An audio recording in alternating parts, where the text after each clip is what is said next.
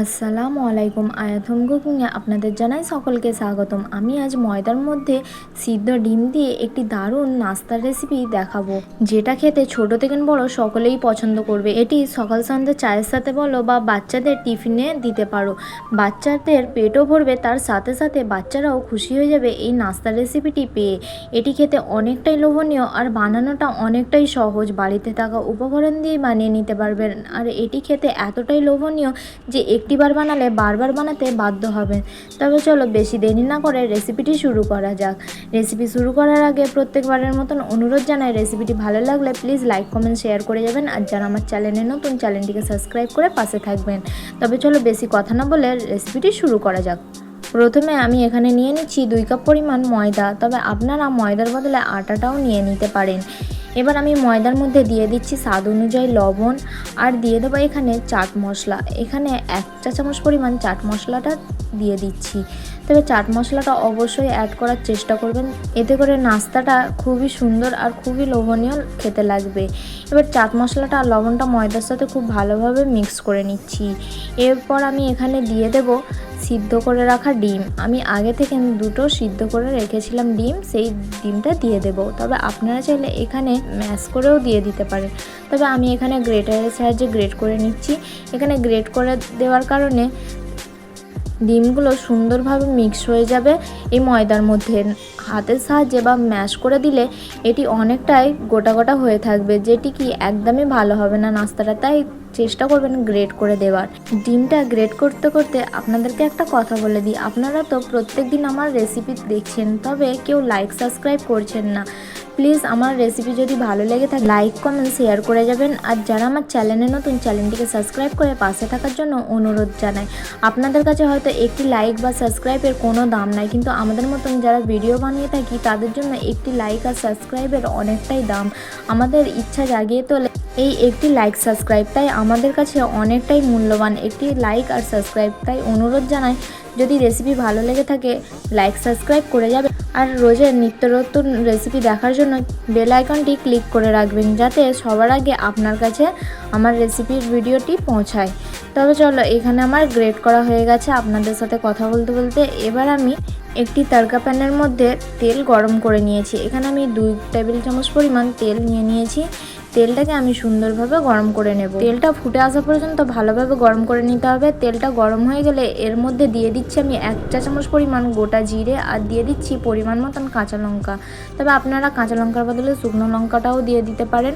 তবে বাচ্চাদের জন্য বানালে কাঁচা লঙ্কা শুকনো লঙ্কা স্কিপও করতে পারেন। কাঁচা লঙ্কাটা এখানে আমি ইউজ করেছি। শুকনো লঙ্কাটা অনেকটাই যেহেতু ক্ষতি করে পেটের মধ্যে, তাই এখানে আমি কাঁচা লঙ্কা দিয়ে বানিয়ে নিয়েছি। তবে আপনারা আপনাদের পছন্দ মতন কাঁচা লঙ্কা বা শুকনো লঙ্কা দিয়ে দিতে পারেন পরিমাণ মতন। এবার সব কিছু দেওয়ার পরে আমি ভালোভাবে মিক্স করে নিচ্ছি। মিক্স করা হয়ে গেলে দেখো এখানে কতটা সুন্দর আটাগুলো হয়ে গেছে ঝরঝরে। এবার আমি অল্প অল্প পানি দিয়ে একটি ডো তৈরি করে নেব। এখানে লক্ষ্য রাখতে হবে বেশি পানি দেবেন না, এখানে খুব বেশি পানি লাগবে না, যেহেতু এখানে তেল আর ডিম সিদ্ধ দিয়েছি, তার মধ্যে এটি বাইন্ডিং হয়ে গেছে অনেকটাই। এবার আমি অল্প পানি দিয়ে খুব ভালোভাবে এটিকে মেখে নেব। নরম করে মেখে নিতে হবে, কম পানির মধ্যে ভালোভাবে নরম করে মেখে নিতে হবে। এখানে আমার মাখা হয়ে গেছে, দেখে নিশ্চয়ই বুঝতে পারছেন যে কতটা নরম মাখা হয়েছে। এখানে খুব বেশি শক্ত করবেন না। এবার আমি এটিকে সেট হতে রেখে দেব 10 মিনিটের জন্য। যেহেতু এখানে ময়দা দিয়ে বানিয়েছি আমি, তাই সেট হতে রাখার জন্য অনেকটাই প্রয়োজন। তবে আটা দিয়ে যেহেতু বানিয়ে থাকবেন, তাহলে 5 মিনিট বা 3-4 মিনিট রেখে দিলেই যথেষ্ট।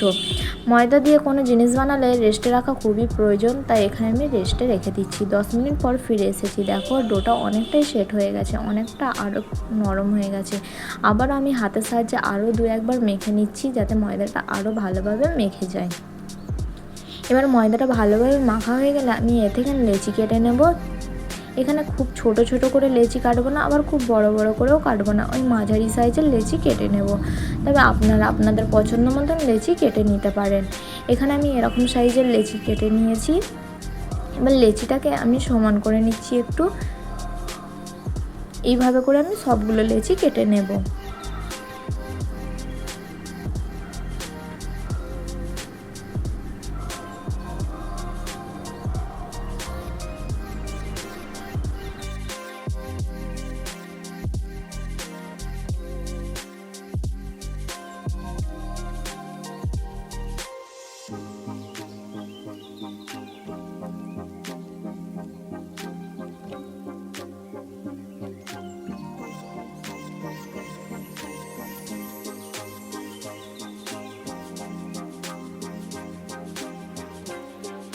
এখানে এবার আমার সবগুলো লেচি কাটা হয়ে গেছে। এবার একটা করে লেচি নিয়ে আমি ভালোভাবে শেপ দিয়ে নেব, যাতে বেলতে আমার সুবিধে হয়।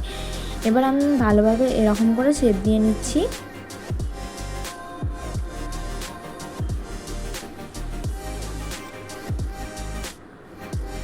আমি সবগুলো একইভাবে এইভাবে করে একটু শেপ দিয়ে নেব, যাতে বেলতে আমার সুবিধা হয়। এখানে এবার সবগুলো বানানো হয়ে গেছে। এবার আমি বেলে নেব। তার জন্য একটি ডো নিয়ে নিচ্ছি। এবার ডোর মধ্যে অল্প একটু ময়দা লাগিয়ে এইভাবে করে বেলে নিচ্ছি। আমি এখানে খুব বেশি রুটি বেলবো না, মাঝারি সাইজের বেলবো, আর খুব বেশি পাতলা করে বেলা যাবে না। এখানে একটু মোটা রেখে বেলতে হবে। পাতলা করে বেললে একদমই ভালো লাগবে না খেতে।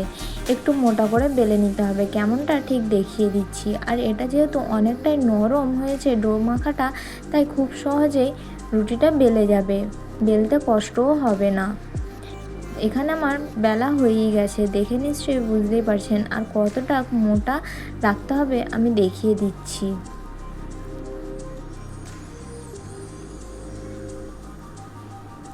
দেখো আমি ঠিক এমন করে বেলে নিয়েছি আর এমনটা মোটা রেখেছি। এই একইভাবে আমি সবগুলো বেলে নেব।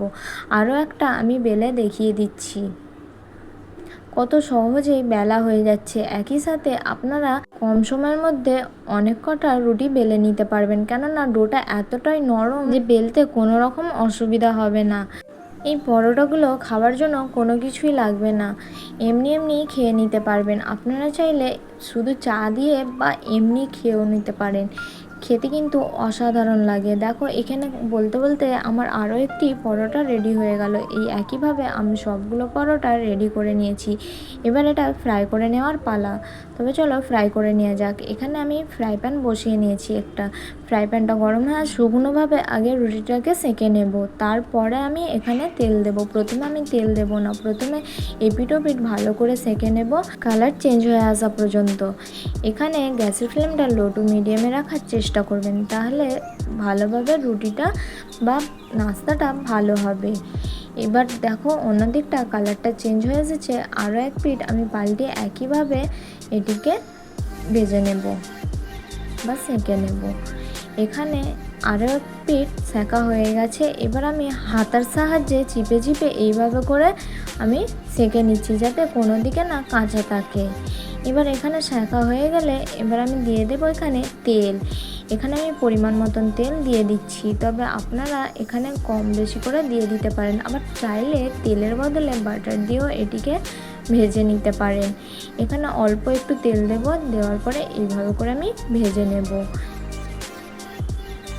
তেল দিয়ে বেশিক্ষণ ভাজার দরকার নেই, যেহেতু আমি আগে এটিকে এপিট ওপিট ভালো করে শুকনো তাওয়ায় বা শুকনো ফ্রাই প্যানের মধ্যে সেঁকে নিয়েছিলাম, তাই এটা কাঁচা থাকার কোনোভাবেই সম্ভাবনা নয়। তাই তেলের মধ্যে দিয়ে বেশিক্ষণ আর আমি এটিকে ফ্রাই করব না। ওই এপিট ওপিট 2 মিনিট মতন ফ্রাই করে নিলেই হয়ে যাবে।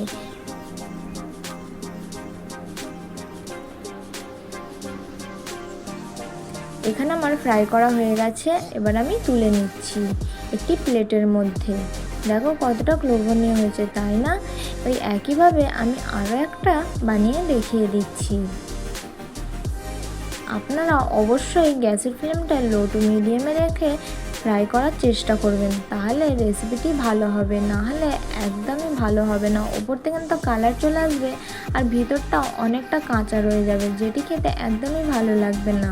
কেননা পরোটাগুলো অনেকটাই মোটা মোটা করে বেলা হয়েছে।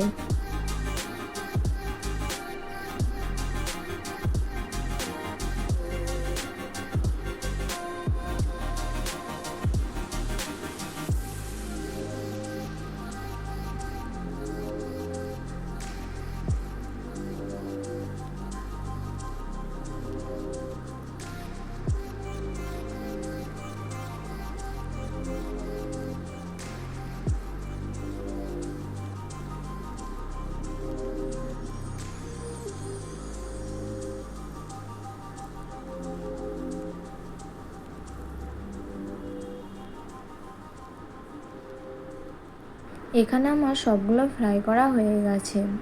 এবার আমি দেখিয়ে দিচ্ছি যে কতটা লোভনীয় আর কতটা সুন্দর হয়েছে। দেখে নিশ্চয়ই বুঝতেই পারছেন যে কতটা সুন্দর আর কতটা লোভনীয় তৈরি হয়েছে, আর কতটা নরম তুলতুলে। হাতের মুঠোয় মুঠো করলে একদমই সহজে মুঠো হয়ে যাচ্ছে। আবার দেখো খুললে দিলে যেমন আগেটাই ছিল তেমনটাই হয়ে যাচ্ছে, এতটাই নরম তুলতুলে যে কি বলবো। আর খেতে হয়েছিল অসাধারণ। আর একটি ছিঁড়ে দেখিয়েও দিচ্ছি যে ভিতর থেকে কেমন হয়েছে, একটিবার হলেও ট্রাই করে দেখতে পারেন। খেতে কিন্তু অসাধারণ হয়েছিল। কেমন হয়েছে রেসিপিটি জানাতে ভুলবেন না। ভালো লাগলে লাইক কমেন্ট শেয়ার করে চ্যানেলটিকে সাবস্ক্রাইব করে পাশে থাকবেন। আল্লাহ হাফেজ।